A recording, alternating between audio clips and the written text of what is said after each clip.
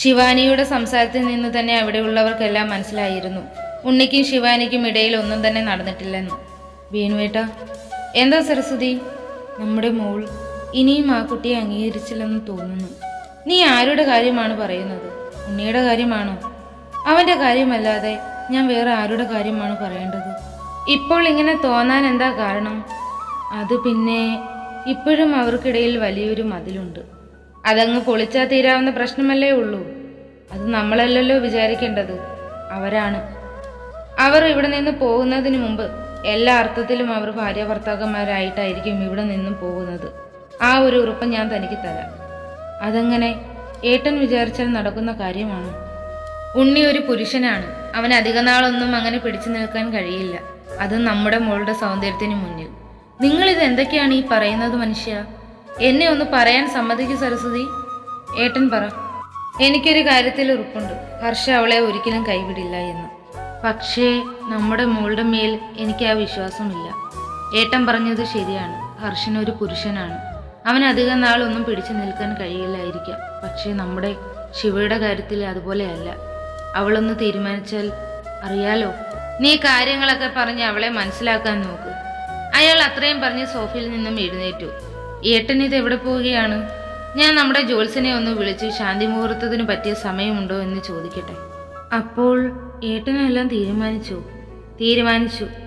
അയാൾ ടേബിളിൽ ഇരുന്ന ഫോണും എടുത്ത് ജോത്സ്യനെ വിളിച്ച് നല്ലൊരു മുഹൂർത്ത സമയം കുറിച്ച് തരാൻ പറഞ്ഞിരുന്നു. അയാൾ ഫോൺ കട്ട് ചെയ്തിരുന്നു. എന്താ ഏട്ടാ, ഇന്ന് നല്ല ദിവസമാണോ? നല്ല ദിവസമാണ്, ഒരു കുഴപ്പവുമില്ല. നീ എന്തായാലും മോളോടൊന്ന് പറ. ഞാൻ ആ പ്രതിയെ ഒന്ന് പോയി കാണട്ടെ. അവനെ കാണുന്നത് എന്തിനാ? അവനെ കൊണ്ട് കുറച്ച് ജോലിയുണ്ട്. അത്രയും പറഞ്ഞ് അയാൾ അവിടെ നിന്നും പോയി. അയാൾ പോയതിന് തൊട്ടു പിന്നാലെ തന്നെ ശിവാനിയും സരസ്വതിയുടെ അടുത്തേക്ക് ചെന്നു. അച്ഛൻ എന്താണ്, ഗൗരവത്തിലാണല്ലോ? എന്നോട് സംസാരിക്കുന്നത് വരെ കുഴപ്പമൊന്നുമില്ലായിരുന്നു. അപ്പൊ പിന്നെ എൻ്റെ മുഖം കണ്ടതുകൊണ്ടാണോ? എനിക്കറിയില്ല. നീ നിന്റെ അച്ഛനോട് തന്നെ പോയി ചോദിക്ക്. അല്ലെങ്കിലും എൻ്റെ കല്യാണം കഴിഞ്ഞതിന് ശേഷം അമ്മയ്ക്ക് എന്നോട് പഴയതുപോലെ സ്നേഹമൊന്നുമില്ല ഇപ്പോൾ. ആര് പറഞ്ഞു എൻ്റെ കുട്ടിയോട് എനിക്ക് ഒരു സ്നേഹവുമില്ല എന്ന്? ഞാൻ തന്നെ, അല്ലാതെ പുറത്തുനിന്ന് എൻ്റെ കാര്യം പറയാൻ ആരും വരില്ലല്ലോ. ശിവേ, വേണ്ട, കുറച്ച് കൂടുന്നുണ്ട് നിനക്ക്. ഇതൊക്കെ ഒരു രസമല്ലേ അമ്മേ? നീ ഇങ്ങോട്ടിരുന്നേ. അവർ അവളെ പിടിച്ചടുത്തിരുത്തി. ഉണ്ണിക്ക് എങ്ങനെയാ നിന്നോട്? എന്നോട് എങ്ങനെയാണെന്ന് വെച്ചാൽ? അവന് നിന്നോട് സ്നേഹമുണ്ടോ? നിന്റെ കാര്യങ്ങളൊക്കെ ശ്രദ്ധിക്കാറുണ്ടോ എന്നാണ് ഞാൻ ചോദിച്ചത്. കുഴപ്പമൊന്നുമില്ല. അവൾ ഒട്ടും താല്പര്യമില്ലാത്ത പോലെയാണ് അവരോട് അത് പറഞ്ഞത്. മോളെ, എങ്ങനെയോ ആയിക്കോട്ടെ, അവനിപ്പോൾ പഴയതുപോലെ നിന്റെ സ്റ്റാഫല്ല, നിന്റെ ഭർത്താവാണ്. അവന് നിന്റെ മേൽ എല്ലാ അധികാരങ്ങളും ഉണ്ട്. അത് അമ്മ മാത്രം പറഞ്ഞാൽ മതിയോ? ഞങ്ങളെല്ലാം തന്നെയല്ലേ അവനെ കൊണ്ട് നിന്റെ കഴുത്തിൽ താലി കെട്ടിച്ചത്. പിന്നെ ഞങ്ങളല്ലാതെ വേറെ ആരാണ് അവൻ്റെ കാര്യം സംസാരിക്കേണ്ടത്? അമ്മേ, നീ ഇനി ഒന്നും പറയണ്ട. ജോത്സ്യനെ വിളിച്ച് നിങ്ങളുടെ ശാന്തി മുഹൂർത്തത്തിന് സമയം കുറിച്ച് വാങ്ങി. സോഫയിൽ ഇരുന്നതുപോലെ തന്നെ ശിവ ചാടി എഴുന്നേറ്റു. അമ്മ, ഇത് എന്തൊക്കെ വിവരക്കേടാണ് ഈ പറയുന്നേ? ഇതെങ്ങനെ വിവരക്കേടാകും മോളെ? ഇതൊക്കെ നടക്കേണ്ട കാര്യങ്ങളല്ലേ? പിന്നെ ഇതിന് നിങ്ങൾ മാത്രം സമ്മതിച്ചാൽ പോരല്ലോ, ഞങ്ങളുടെ സമ്മതവും കൂടി വേണ്ടേ? എത്രയൊക്കെ പറഞ്ഞാലും ഇപ്പോൾ അവൻ നിന്റെ ഭർത്താവാണ്. അവനും കാണും ഈ ഫീലിങ്സും കാര്യങ്ങളും ഒക്കെ. അതിപ്പോ കല്യാണം കഴിച്ചില്ലെങ്കിലും അത് കാണും. ശരി, ഞാനത് സമ്മതിക്കുന്നു. പക്ഷേ 24 മണിക്കൂർ നിങ്ങൾ ഒന്നിച്ചാണ്. നിങ്ങൾ കാണുകയും സംസാരിക്കുകയും ഒക്കെ ചെയ്യുന്നവരാണ്. അതിനിപ്പോ എന്താ അമ്മേ? മോളെ, നിനക്ക് നിന്റെ ബോഡി കൺട്രോൾ ചെയ്ത് വെക്കാൻ പറ്റുമായിരിക്കും. പക്ഷേ ഒരു പുരുഷനെ സംബന്ധിച്ച് അങ്ങനെയല്ല. എന്താ, നിങ്ങളോട് അവൻ ഇങ്ങനെയൊക്കെ വന്ന് പറഞ്ഞു? ഇതൊക്കെ അവൻ പറഞ്ഞാലേ ഞങ്ങൾക്ക് മനസ്സിലാകൂ എന്നില്ല മോളെ. നീ ഈ സാരി പിടിച്ചേ, ഇതെന്തിനാ?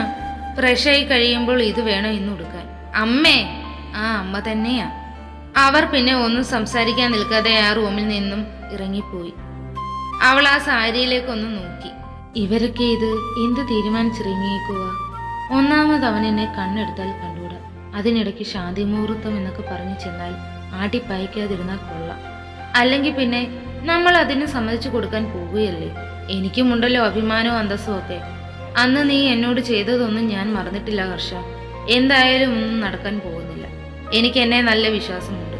ഇനി ഒരു പക്ഷേ അവൻ എന്നോട് താല്പര്യമുള്ളത് കൊണ്ടാണോ ഇന്നിവൻ ഇങ്ങനെയൊക്കെ ചെയ്തത്? ചേച്ചി, ഫ്രഷാകാൻ പോകുന്നില്ലേ? അവൾ പ്രാർത്ഥനയെ ഒന്ന് നോക്കി.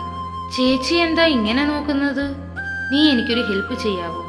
ചെയ്യാലോ, എന്താ കാര്യം? നീ എങ്ങനെയെങ്കിലും ഹർഷയെ ഇവിടെ ഒന്ന് എത്തിക്കാൻ നോക്ക്. ഇതൊക്കെ ഒരു ഹെൽപ്പാണോ എൻ്റെ ചേച്ചി? ഞാൻ ഇപ്പോൾ തന്നെ പോയി ആളെ കൂട്ടിക്കൊണ്ടുവരാം. ശരി മോളെ. പ്രാർത്ഥന ഉണ്ണിയെ തപ്പി പുറത്തേക്ക് പോയി.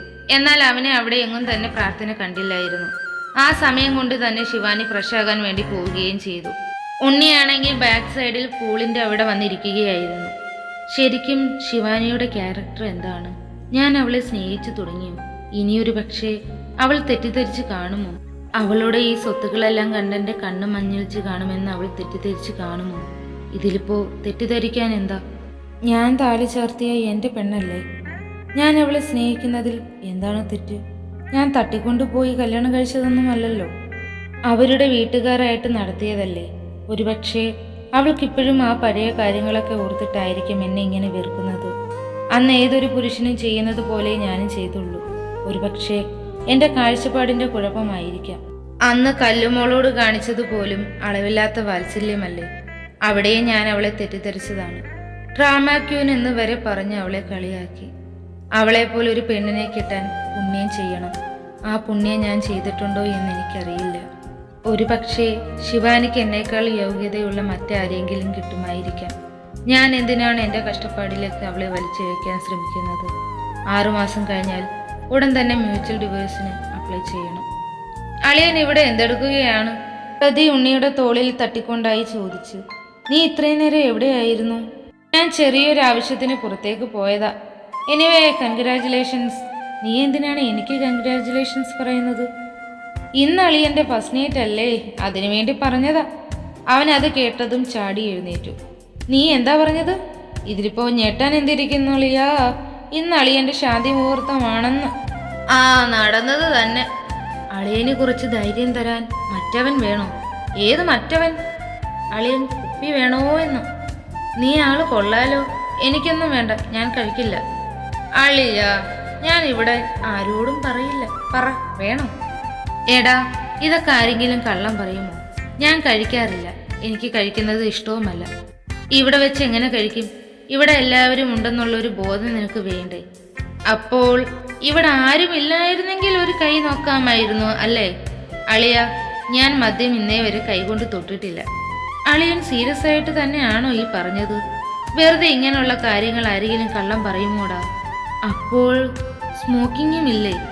അതുണ്ട്, വല്ലപ്പോഴും ടെൻഷൻ കയറുമ്പോൾ മാത്രം.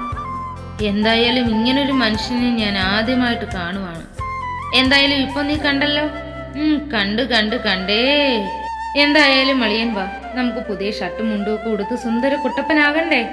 അപ്പോ നീ പറഞ്ഞത് സീരിയസ് ആയിട്ടാണോ? പിന്നല്ലാതെ, നിങ്ങളുടെ റൂമും ഡെക്കറേഷൻ ചെയ്തിട്ടല്ലേ ഞാൻ ഇങ്ങോട്ട് വരുന്നത് തന്നെ. എന്തെങ്കിലും പറയാനുണ്ടെങ്കിൽ ഇനി ഫ്രഷ് ആയിട്ട് മാത്രം പറഞ്ഞാൽ മതി. ഇതിനോടകം തന്നെ ശിവാനിയെ അവർ ഒരുക്കി സുന്ദരി കുട്ടിയാക്കിയിരുന്നു. അമ്മേ, ഇനി എനിക്ക് മേക്കപ്പ് ഒന്നും വേണ്ട, ചെയ്യരുത്. അങ്ങനെ പറഞ്ഞാൽ പറ്റില്ല. മുല്ലപ്പൂ കൂടി വെച്ചാൽ മതി. ചെറിയമ്മയായിരുന്നു അത് പറഞ്ഞത്. ലാസ്റ്റ് അവൾ പൂ വയ്ക്കാൻ വേണ്ടി മാത്രം സമ്മതിച്ചു കൊടുത്തു. അങ്ങനെ ശിവാനിയെ അവർ റൂമിലാക്കി. റൂം കണ്ട് അവളുടെ കിളിയും പറന്നിരുന്നു. റെഡ് റോസസും മുല്ലപ്പൂവും എല്ലാം കൊണ്ട് തന്നെ ഒരു മണിയേറെ സെറ്റപ്പ് ആക്കിയിരുന്നു ആ റൂം ആകെ. ഡെക്കറേഷനൊക്കെ നന്നായിട്ടുണ്ട്. പക്ഷേ എന്തെങ്കിലും നടന്നാലല്ലേ ഇതുകൊണ്ട് പ്രയോജനമുള്ളൂ. അവൾ അത്രയും പറഞ്ഞ് ബെഡിലേക്കിരുന്നു. തുടരും. ഈ ഒരു പാർട്ട് നിങ്ങൾക്ക് ഇഷ്ടമായ like, comment, share and subscribe ചെയ്യാൻ മറക്കരുതേ.